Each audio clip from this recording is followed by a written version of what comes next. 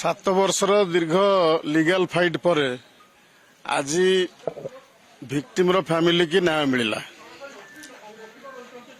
ଏବଂ ମୁଦାଲା ଯିଏ ପୁଞ୍ଜିଲାଲ ମେହେର ତାଙ୍କୁ ଯେତେ ଯେତେ ଦଫାରେ ଚାର୍ଜସିଟ୍ ଦିଆହେଇଥିଲା ଯେମିତି ମର୍ଡର ପାଇଁ 302 ଆଉ ଯୋଉ ରୀମା ରାଣୀ ପାଇଁ ଆଟେମ୍ପ୍ଟ ଟୁ ମର୍ଡର ଥିଲା 307 ଆଉ 201 आईपीसी ଆଉ एक्सप्लोसिव सब्सटेंस एक्ट सेक्शन 4 ଆଉ सेक्शन 3 ଆଉ सेक्शन 4 दीटा दफारे एकदम संतुष्ट कहीं जो जो दफारे आम चार्जसीट देइथिलु एवं प्राय प्रत्येक ऑफेंस को आम bye means of scientific and circumstantial evidence आम ताको प्रूव करथिलु एवं कोर्ट आमर सबु प्रूफ को ग्रहण करछंती नहीं रेयरेस्ट ऑफ ना आम से कथा भी कही सेंटेंस हियरिंग बेले रेयरेस्ट ऑफ रेयर केस जो परिभाषा कोर्ट जहाँ ऑब्जर्वेशन देले से कहले all heinous offences cannot be termed as rarest of rare case offence is heinous it is admitted by the court but so far as rarest of rare case is concern court कहले जे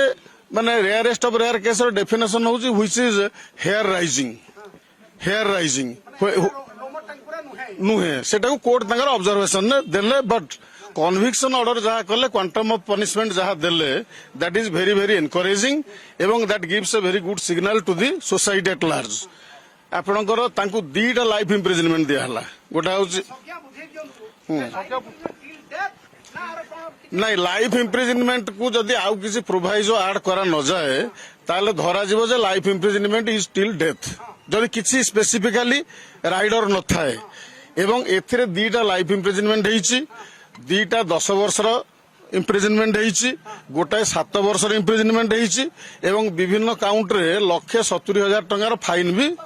impose करा हेइची jail बर्तमान unless and until it is commuted in due process of law बर्तमान जेतेबेले life imprisonment pronounce करा जाए life imprisonment धरा जीवो जे तांकर मृत्यु पर्यंत से जेल रे रहिबे जदि परवर्ती अवस्था कौन ऑर्डर हम न हम कम्यूटेशन आज ऑर्डर को बेस कले he has to remain inside the jail behind the bars till rest of his life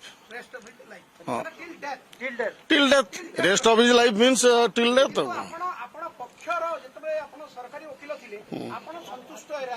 हाँ मु संतुष्ट मु सरकारी वकील थी मोर टर्म सरला पर मु विक्टिम पे भी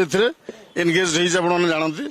एवं जहाँ जहाँ आम प्रमाण करूँ सबू प्रत्येक प्रमाण court has accepted it with all according to the court gravity of the no our submission was that it is hair rising it is very alarming to the society and the manner in which the case has been the offence has been executed by the accused is very very rarest of the rare case however no my submission was that it happens to be a rarest of rare case but court observed that it doesn't appear to be a rarest of rare case किंतु life imprisonment court तांको दीटा counter देले 10 वर्ष imprisonment आउ दीटा counter देले आ गोटा 7 years भी देले of course all the sentence will run concurrently एका संगे चलिबो हाँ हाँ टिल डेथ तांको विचार को प्रोसिक्यूशन रो केसटा नेले डिफेंस रो केसटा कोन देइचंती कोन नहीं जहा कले भी ताको कन्विक्शन हेची ताले आम केसटा बोधे तांको न नहीं थिबे विचार रे बाकी ए पर्यंत तो आमे खाली जहा ताको दोषी साब्यस्त करा हला ताको ए सेक्शन रे कोन सेंटेंस दिया हला ने केमति संतुष्ट हो आमे जेतेबेले डिफेंस लॉयर आम पक्ष को कन्विक्शन हला आमे संतुष्ट रहिलो कोठी आमे जदि हबो आमे उच्च न्यायालय रे अपील करिवो कोन रहिबा उपर न्यायालय अपील कला परे देखिबा ऑर्डरटा मिलू कोन करा हबो सेठी देखिबा 302 दफारे ताकू लाइफ इम्प्रिजनमेंट हला 307 दफारे 10 इयर्स 201 दफारे 7 इयर्स एटा हला इंडियन पेनल कोड रे दिया हला आ section 3 of explosive substance act रे लाइफ दिया हला आ section 4 of explosive substance act रे 10 years ଦିଆ ଯେହେତୁ 7 ବର୍ଷର ଗୋଟେ ଲମ୍ବା ପ୍ରକ୍ରିୟା ସରିଲାଣି ଏବଂ ଏବେ ଆଜୀବନ ସଜା ଯାହାକୁ କେମିତି ବ୍ୟାଖ୍ୟାନ କରିବେ? ଏଟା ହେଲା ପ୍ରୋସିକ୍ୟୁସନର ଭୁଲ ଆଉ ସେମାନେ 7 ବର୍ଷ କେସ୍ ଗଡ଼େଇଲେ ସେଥିରେ ଆମର କଣ କହିବାର ଅଛି? ତେଣୁ ଆଜୀବନ ସଜା ଯୋଉ କହୁଛନ୍ତି ସେଟା ଆଜୀବନ ସଜା ଦିଆହେଲା ତାକୁ ଲାଇଫ ତ ଦିଆହେଲା ତାପରେ ଆମେ ଉପର କୋର୍ଟରେ ଏପିଲ କରିକି ଦେଖିବା କଣ ହବ।